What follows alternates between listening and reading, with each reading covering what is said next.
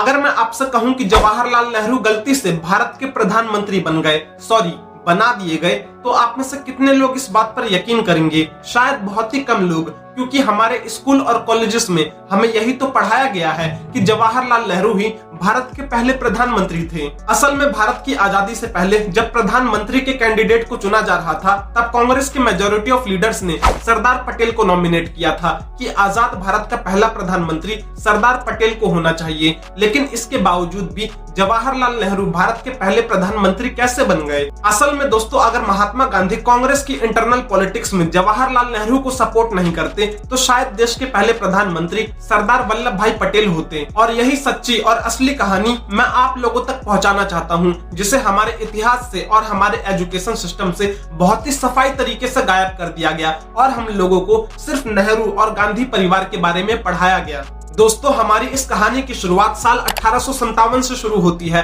जब भारत अपनी आजादी की पहली लड़ाई लड़ चुका था और इस लड़ाई में हम लोगों को हार का सामना करना पड़ा था। लेकिन इसके 90 वर्षों की कड़ी मेहनत के बाद और बहुत से लोगों की कुर्बानी के बाद हमें साल 1947 में हम लोगों को अपनी आजादी बिल्कुल साफ साफ नजर आ रही थी। इसके पीछे कई सारे रीजंस थे। पहला रीजन तो ये था कि सेकेंड वर्ल्ड वॉर में ब्रिटेन को काफी नुकसान झेलना पड़ा था और इस नुकसान की वजह से वो भारत को सही तरीके से मैनेज नहीं कर पा रहे थे। और सेकंड रीजन ये था कि ब्रिटेन में लेबर पार्टी सत्ता में आ चुकी थी और इस पार्टी ने सत्ता में आते ही ये ऐलान कर दिया कि वो भारत को आजाद कर देंगे। 29 मार्च 1946 को ब्रिटेन की लेबर पार्टी के नेता और वहां के प्रधानमंत्री क्लीमेंट एटली ने अपने 3 मंत्रियों को भारत भेजा। इन लोगों के भारत पहुंचते ही पूरे देश भर में दंगे भड़क गए और भारत में एक अलग से मुस्लिम देश बनाने की मांग उठने लगी। उस जमाने में इन दंगों में हजारों लोग मारे गए थे। ये तीनों लोग भारत में कॉन्स्टिट्यूशनल असेंबली और सरकार बनाने का प्रस्ताव लेकर आए थे कि आजाद भारत का पहला प्रधानमंत्री कौन होगा। बाद में 2 अप्रैल 1946 को दिल्ली में कैबिनेट मिशन बुलाया गया और चुनाव कराए गए।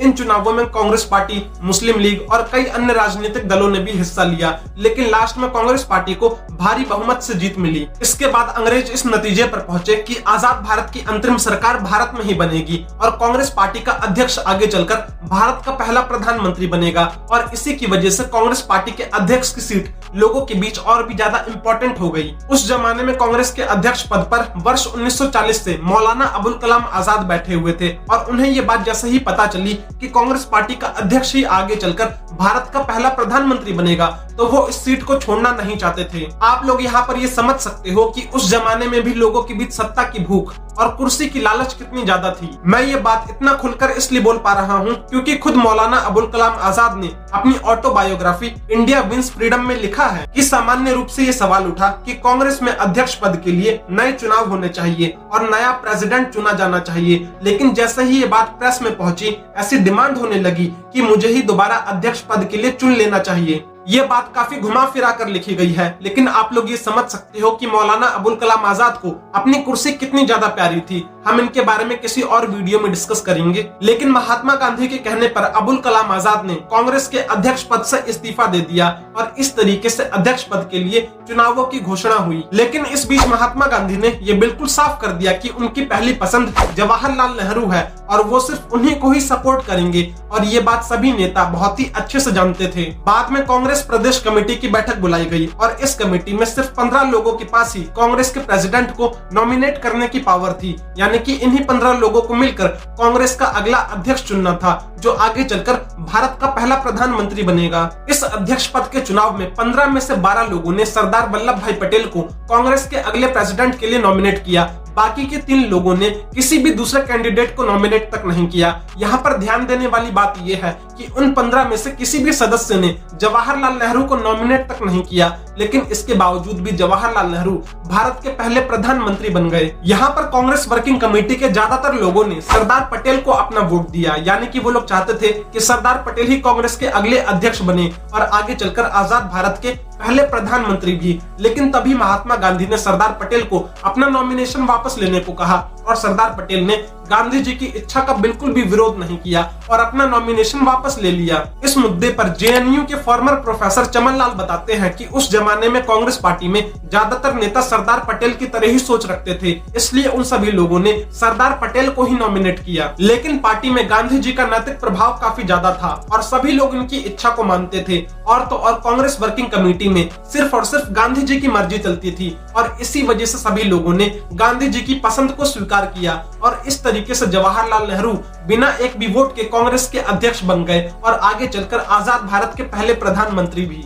इस बात पर विरोध जताते हुए डॉक्टर राजेंद्र प्रसाद ने कहा कि गांधी जी ने ग्लैमरस नेहरू के लिए अपने सबसे वफादार सिपाही यानी कि सरदार पटेल को दांव पर लगा दिया, क्योंकि गांधी जी ने इस अध्यक्ष पद के चुनाव से पहले भी 2 बार सरदार पटेल को कांग्रेस पार्टी का अध्यक्ष नहीं बनने दिया था। उस जमाने में एक बहुत ही मशहूर पत्रकार थे जिनका नाम था दुर्गादास। उन्होंने गांधी जी से पूछा कि आपने जवाहरलाल नेहरू को सरदार पटेल की जगह पर ज्यादा अहमियत क्यों दी? तो महात्मा गांधी बताते हैं कि कांग्रेस पार्टी में इकलौते जवाहरलाल नेहरू ही अंग्रेज थे जो कि इंग्लिश में बात कर सकते थे और वो पटेल की तुलना में अंग्रेजों को ज्यादा बेहतर तरीके से हैंडल कर सकते थे। कुछ लोगों का मानना है कि जवाहरलाल नेहरू पटेल की तुलना में एक अच्छे लीडर थे और एक अच्छे पब्लिक स्पीकर भी थे और उनके भाषण सुनकर जवान लोग काफी आक्रोशित हो जाते थे। और उस जमाने में दुनिया में जितने भी बड़े बड़े लीडर्स थे वो सभी महात्मा गांधी के बाद जवाहरलाल नेहरू को अच्छे से जानते थे और वो सभी विदेशी लीडर्स जवाहरलाल नेहरू को महात्मा गांधी का उत्तराधिकारी समझते थे। इन्हीं सब कारणों की वजह से आजाद भारत के पहले प्रधानमंत्री सरदार पटेल नहीं